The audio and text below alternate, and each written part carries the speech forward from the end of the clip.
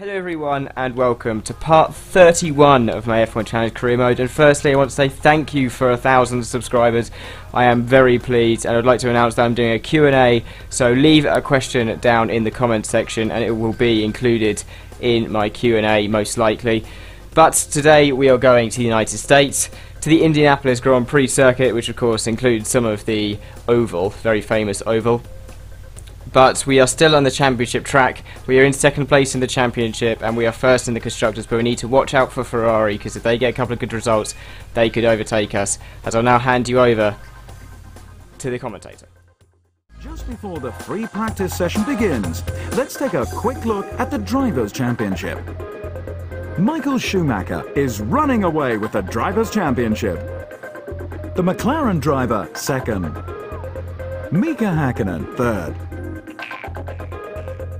Well, that covers the drivers. Let's take a quick look at the constructors next. McLaren lead the Constructors' Championship. Ferrari are second. Williams are third. Located in Indiana, the awesome Indianapolis circuit combines the start-finish straight from the infamous 2.5-mile oval, with an incredible selection of slow, medium and fast-sweeping corners custom built for Formula One. So we jump into practice, where it was 4 wet practice sessions. All of them were wet, and I'm not that good in the wet, and there wasn't much happening actually, except for the fact that the AI seemed to be really good, and this seems to be one of my bogey tracks. It's one of those tracks like Spain and Hungary where I don't have very good pace, and you can see here I was on low fuel, yet I was a good 2.5 seconds off Michael Schumacher. But we're now going to move on to qualifying, which luckily was dry, so that meant I might have a better chance of getting a decent result, but pole looked out of the question for now. And as you can see, I've fixed the aspect ratio so it looks like it used to in the old videos, which I believe is better because you get a full view, well, half a view of the steering wheel, and it just makes everything look better. But we're on our first flying lap. We've got very low fuel and we're going to set a 16.3, which is the best lap we've done so far this weekend, but it still isn't that great. As on the next lap we do a 15.9. I didn't think I broke into the 15s.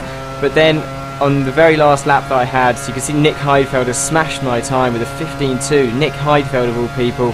And then we're going to go across the line for a 15.8. And now I'm going to hand you over to the grid, where it looks like a disappointing result. Welcome to the United States of America for round 15 of the 2000 FIA Formula One World Championship. The weather, as so often is the case here, is just wonderful.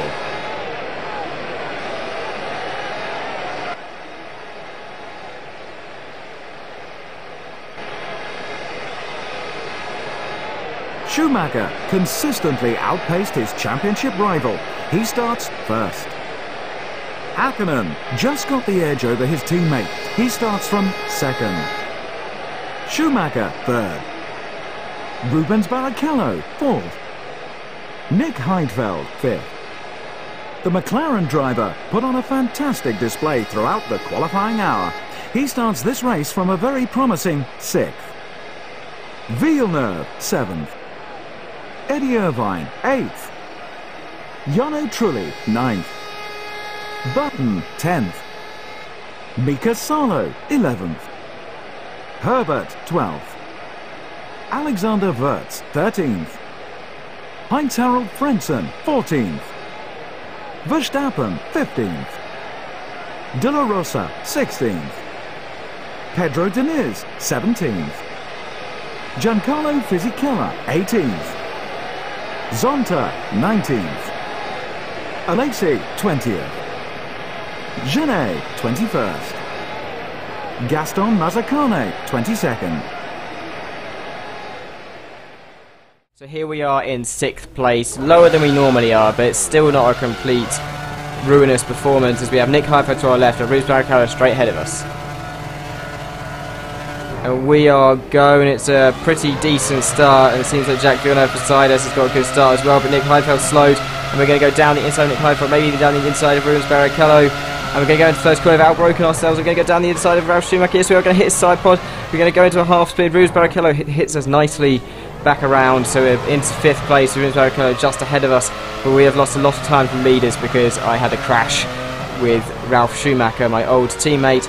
That although it was entirely my fault, it wasn't his fault, he didn't turn in on me or anything, it was just me outbraking myself, as I had really bad pace around here, as you saw from qualifying, so it's going to be very hard for me to get a good result in this race. I think it's more damage limitation, as I run wide at, I think that's turn 7, I can't quite remember, but we're looking at a replay of the start, and it was a pretty normal start for the whole grid, no stallers, and everyone got into line except for me as I went down the inside and completely outbroke myself into the first corner and hit Ralf Schumacher's side pod, spun around, very lucky not to get damaged. Rubens Barrichello hit me the right way round, so I didn't lose any positions.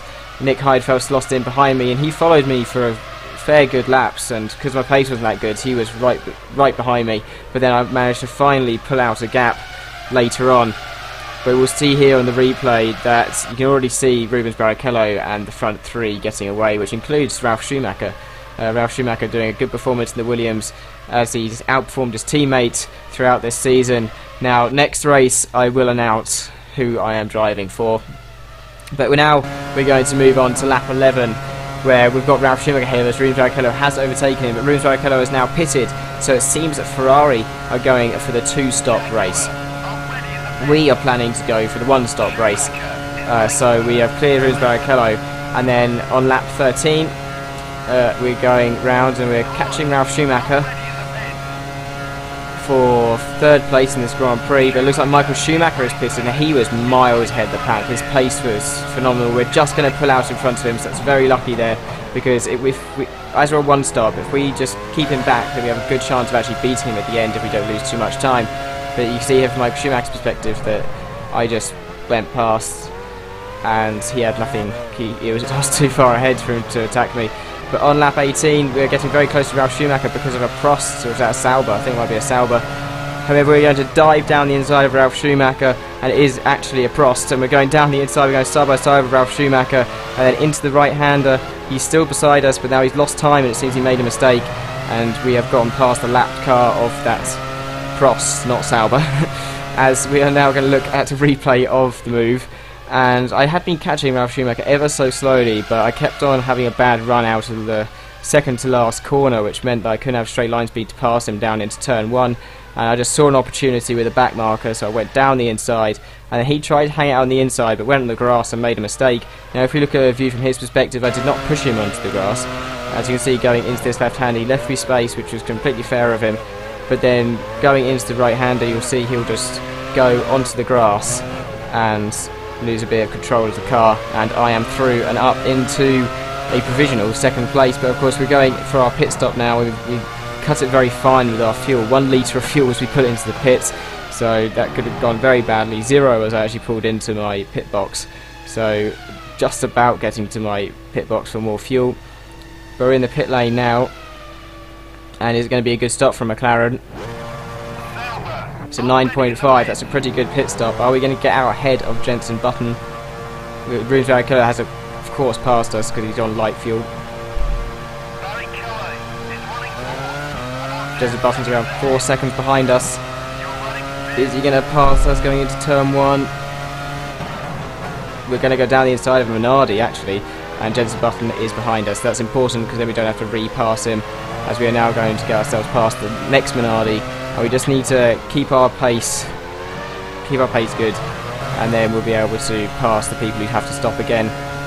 As Ralf Schumacher pits on the next lap, and are we going to get out ahead of him because we just passed him for our pit stop?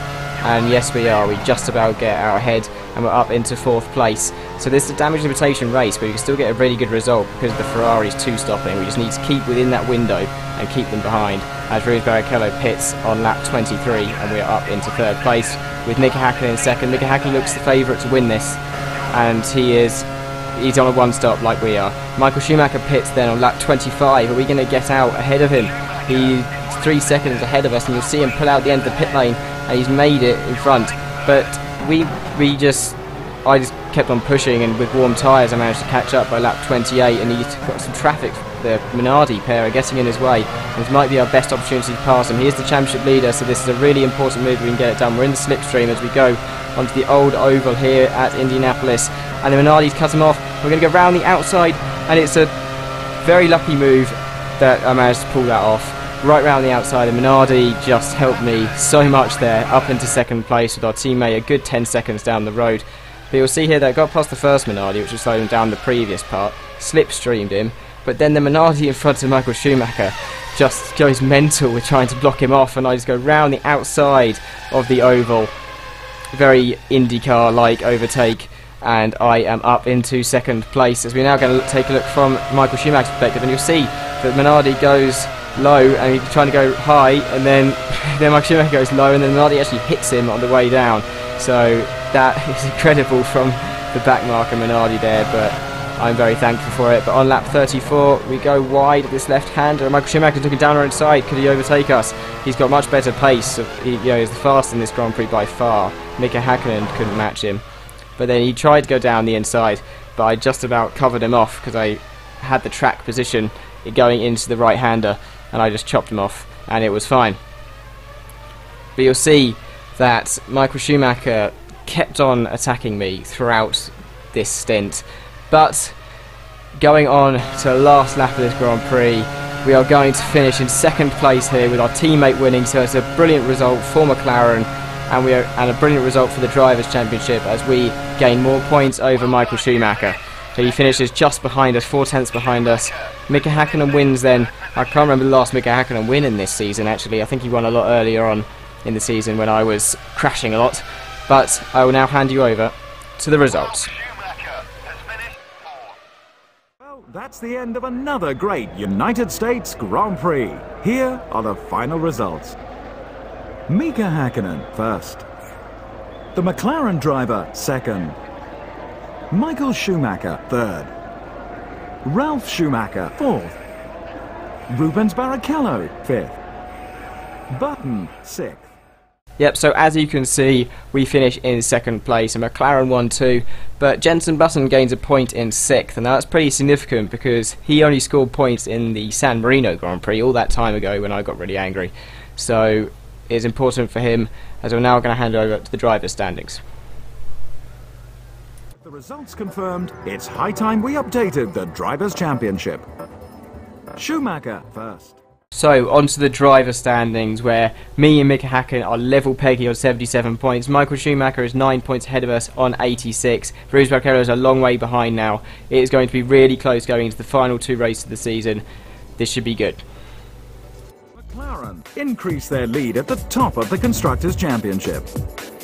Ferrari are second, whilst third place is held by Williams.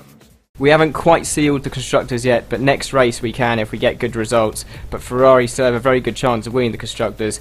Williams are a long way off. There's been a complete domination this season. But I really hope you enjoyed this video. I'm really sorry for the long wait. I was at home having Christmas with my family. I didn't have my PC because that's at university, but I will be doing more videos soon.